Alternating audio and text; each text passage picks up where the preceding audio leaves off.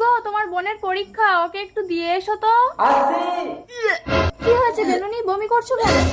কি হয়েছে দোলন, বিনুনি বমি করছে কেন? জানি না, তুমি তাড়াতাড়ি ডাক্তার ডেকে আনো। ডাক্তার ডাকতে হবে না বৌদি। কি হয়েছে বিনুনি, আমাকে বলো, চলো ঘরে গিয়ে বলবে। কি গো, তোমার বোনের পেটে তো বাচ্চা। ওকে আমি মেরে ফেলবো। তুমি শান্ত হও। আরে তুমি ওকে মারছো কেন? বাবা মা মারা যাওয়ার পর তোর বৌদি তোকে সন্তানের মতো মানুষ করেছে। এই ছেলেটার নাম কি বল? পৃথক। পৃথক, তুই এই গোলক মস্তানের ভাই। আমি চুরি ডাকাতি করে তোকে লেখাপড়া শিখিয়েছি। ভালো করে ইন্টারভিউ দিবি, তোকে চাকরি পেতেই হবে। ঠিক আছে দাদা, আসি।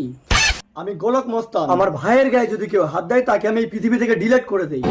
পৃথক, তুমি আজ রাতে আমার বোনকে বিয়ে করবে। তোমরা আমাকে জোর করে বিয়ে দিলে আমার দাদা আমাকে মেরে ফেলবে। তোমরা আমার দাদার সাথে কথা বলো। ওই গোলক মস্তান কখনোই এই গরিবের বোনের সঙ্গে নিজের ভাইয়ের সম্পর্ক করবে না।